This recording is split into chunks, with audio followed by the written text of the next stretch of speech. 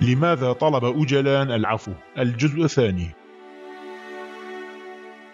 اعتقال أوجلان في 15 من شباط عام 99 وكافة حقائق أحداث ما بعد اعتقاله وما أخفيت من حقائق هذه الأحداث وغطتها البكك وأوجلان نفسه وما سترتها الدولة التركية. لا أحد يعلم ما حصل وجرى من مناقشات وعقدت من اتفاقات فيما وراء الكواليس. تنشر بعض المعلومات ويتم الإعلان عن بعض التصريحات ويتحدث بعض شهود آنذاك أحيانا، فما حصلت من علاقات وعقدت من اتفاقات تلت اعتقال أوجلان أصبحت مصدرا صغيرا للإلهام إلى حقيقة عملية اعتقاله.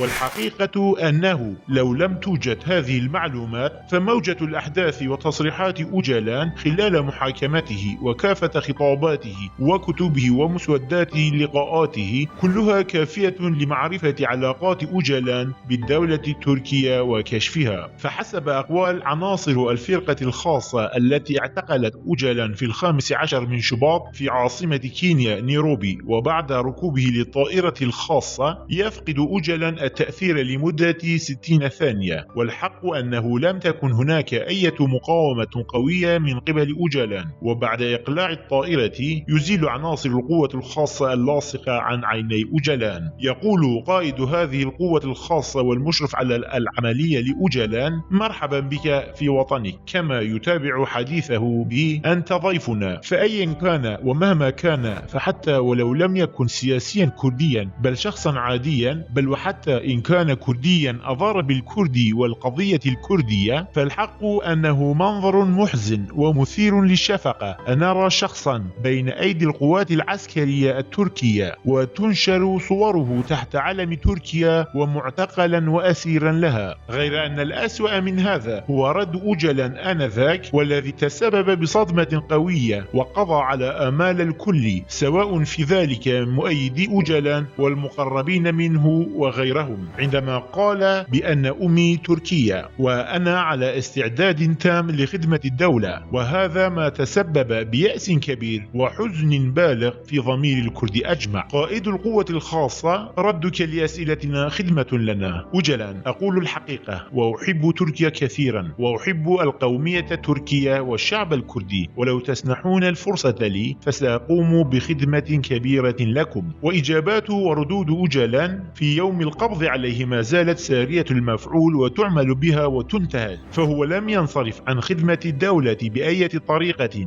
بل يخدمها بكل استطاعته لحد الآن. فأول رد لأوجلان ومنذ اللحظة الأولى لاعتقاله بأنه في خدمة تركيا إشارة واضحة على تأثير الجناح الذي كان أوجلان على علاقة به منذ البداية. وهنا لن يعمل ويخدم مع جناح للدولة، وإنما سيخدم الدولة بكامل قدراته. فهو الآن على علاقة بكافة مؤسسات الدولة بطريقة مباشرة. رفع مؤيد أوجلان ومنذ يوم اعتقاله بوسترات وصور أوجلان محاذية لصور القاضي محمد والشيخ سعيد وكثير من الرؤساء والقادة الكرد، ووصفوه من بين هؤلاء القادة بأنه كان ضحية مؤامرة. غير أن هناك فرقا كبيرا وشاسعا بين موقف أوجلان وموقف جميع الرؤساء والقادة الكرد. فعندما ساقوا الشيخ سعيد بيران لمنصة الإعدام التفت إلى والي مدينة آمت وقال: سنصفي حسابنا يوم المحشر.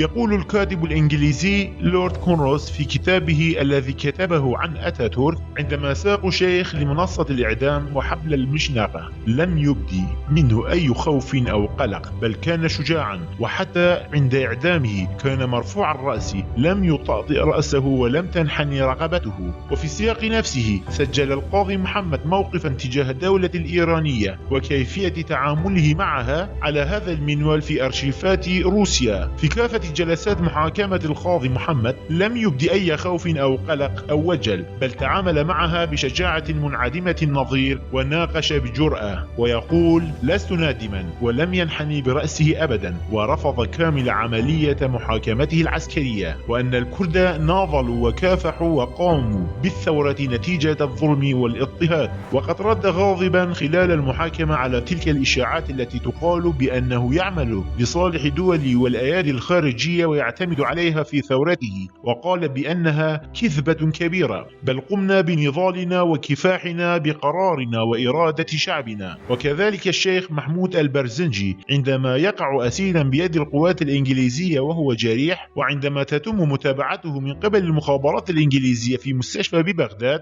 يقول الشيخ كلمته: أنا مناضل كردي وقد حاربتكم، وحسب محكمة الحرب من حقي أن أقتل، ولست نادما على محاولاتي ونضالي. والوعودات التي أطلقتها بريطانيا للكرد لم تنفذها، وثورتي وانتفاضتي من أجل العدالة لكردستان. غير أنه من المؤسف أنه في أول جلسة محاكمة لأوجلان في 31 من أيار، وفي أول وقوف له أمام القضاة، كانت أول عبارة تلفظ بها أوجلان: أريد أن أوضح شيئا أمامكم، فحتى اليوم لم أرى أي إهانة أو استهتار أو أي ألم من الدولة، وعلى أسس الديمقراطية قررت أن أخدم الدولة من أجل السلام والأخوة، وما رأيته من تقدير واحترام من الجمهورية التركية فكرد لها أقدم شكري وتقديري واحترامي لها. سادة القضاة الحضور الكرام، أمهات الشهداء العسكريين الأتراك، أريد أن أختصر كلامي، أشارككم آلامكم ومآسيكم من كل قلبي، كما أعبر عن حزن العميق من منطلق مسؤوليتي في هذا الموضوع، وأعاهدكم أن أعمل جاهدا وبالفعل أن أسخر كافة قدراتي لإقرار السلام والأخوة، لإيقاف وحقن نزيف الدم الذي أريق من جروح اجتماعية، مع شكري وتقديري سيادتكم. فموقف أوجلان وتصريحاته في المحكمة التركية خلق تأثيرا كبيرا، وخصوصا عندما شكر الدولة التركية، مما خلق قناعة للرأي العام أن الدولة التركية دولة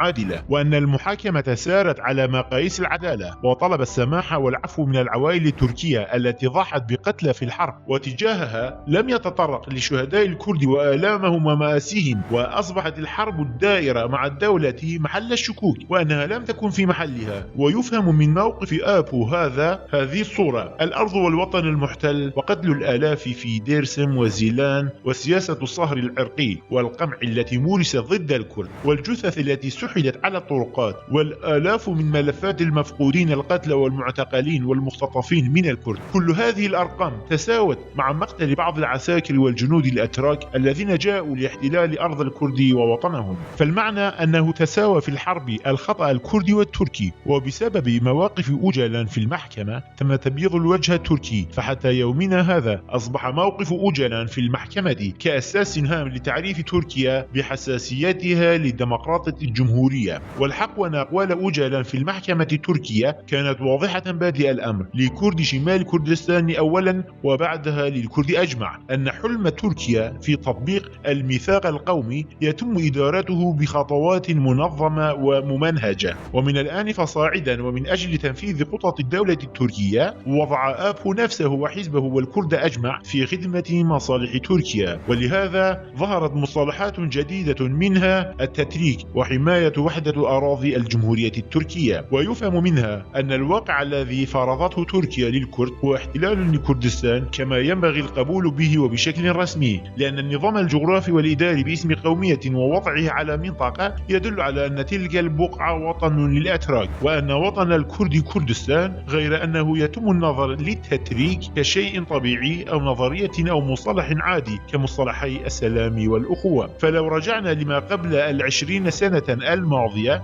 لرأينا بأن عبارة الحل مع الدولة كانت بحد ذاتها تعتبر خيانة، غير أنه من المؤسف أن ينظر الآن إلى هذه العبارة كرمز للتحرر والعصرية والتحضر. وأساس هذا هو ما عقدت من اتفاقات بين الدولة وعبد الله أوجلان لتسخير الكرد من أجل تطوير وازدهار تركيا. فمواقف أوجلان في المحكمة توضح هذا الشيء، وأن هناك شيئا من هذا القبيل تم التوقيع عليه. فأوجلان يريد تغطية خيانته أمام الكرد وبالأخص حزبه بسرد قصصه وحكايته الأسطورية. فمن جانب يرى نفسه كبرومتسوس اليوناني بين الصخور إيميرالي، ومن منظور آخر يصف نفسه بملاحم كردية مثل درويش عدول، غير أن هذا ليس كافيا لتغطية هذه الخيانة. قام أوجلان في سجنه بإمرالي، ومن خلال كتابة 8 كتب باستخدام نظريات ومصطلحات جديدة لغسل عقول الكرد بها، مثل الكونفدرالية، الجمهورية الديمقراطية، الديمقراطية العصرية، الديمقراطية القومية إلى آخره، بحيث لم تكن لمثل هذه النظريات والمصطلحات أي وجود في نظام الفكر الكردي. فهو بهذا الكم الهائل من الأساطير والفلسفة والنظريات والأشعار واستخدامها يغطي بها القومية الكردية ويطمسها. فبعد يوم واحد من اعتقال أوجلان وجلبه لتركيا ونقله لسجن إمرالي في 16 من شباط، ذلك السجن الواقع تحت الرقابة والحماية العليا للدولة، قامت الصحافة التركية بنشر المعلومات حول المباحثات التي جرت في قاعة المحكمة، والتي بدأت بعد فترة وجيزة من اعتقال أوجلان والتحقيق معه. وفي تلك الفترات احتكرت اعترافات أوجلان حول تسليحه من قبل اليونان عناوين الصحف التركية، وأنه كشف أسماء الكوادر المتقدمين والمتنفذين والقادة العليا للبككة، وأنه اعترف بأن البككة اغتالت أولوف بالم. وبهذه الطريقة تم نبذ الكثير من العناوين واعترافات آبو خلال التحقيق جرحت مشاعر الكرد جرحا عميقا، ولكي لا يفقد أوجلان تقديره واحترامه لدى الكرد، وكي لا تتلاشى صورته ومواقفه وتصرفاته ولا تضعف شخصيته من وراء نشر هذه الأنباء في الإعلام التركي، لهذا قامت تركيا بوقف نشر مثل هذه الأخبار في صحفها بالمرة. ونشرت الصحف التركية مواقف أوجلان المعادية، فنشروا آبو يهدد تركيا ويتهمها ويدينها، وأنهم سيديمون حربهم ضدها. وبهذا تحولت العناوين، والحق أن آبو قد أبدى استسلامه، مما تيقنت تركيا أن الكرد سيبتعدون عنه ولن يبقى له أي تأثير عليهم. بينما أراد تركيا أن تحول أوجلان إلى بطل وقائد مظلوم ومحارب عظيم في أعين الناس، وقد كانت الدولة محقة وعارفة بحساباتها، فما تم التعاقد بشأنه مع آبو كان سيذهب أدراج الرياح، وأنها لا تستطيع التحكم والسيطرة عن طريق أوجلان مجرد من أي صلاحيات أو سلطة، بل على العكس من هذا، فقد أظهرت الدولة آبو كبطل قومي ومناضل للشعب الكردي لاستمرار تحكمها وسيطرتها على الكردي، لبقاء بعض المهام معلقة لم ينفذها آبو. والمحاكمة التي بدأت في 31 من آيار انتهت في 29 من حزيران بإصدار حكم الإعدام. وتابعت كافة الأطراف حتى المعادية للبكك المنظر كمشاهدين صامتين، وارتفعت الأصوات بأن ما حدث في المحاكمة من مواقف لأوجلان لم يكن يليق بالقضية الكردية والكردية والقادة الكرد الأوائل. وبرزت الأصوات المعادية والمخالفة وانتقدت الموقف الاستسلامي هذا. تجاه هذا كانت هناك إجابات معدة مسبقا لهذه المواقف،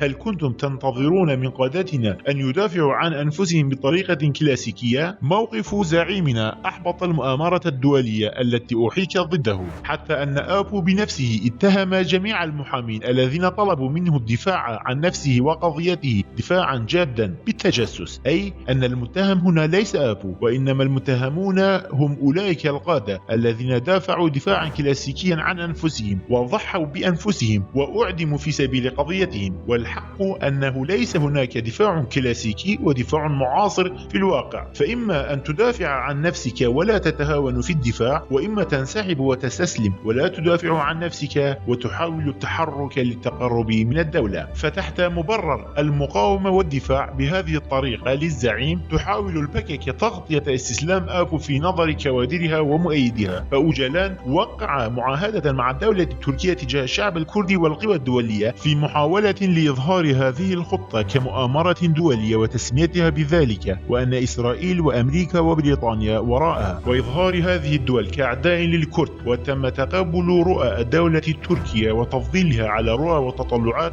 القوى الدولية. فهنا نتساءل، ما الهدف المنشود للبكك من تقليل دور تركيا في عملية اعتقال آبو؟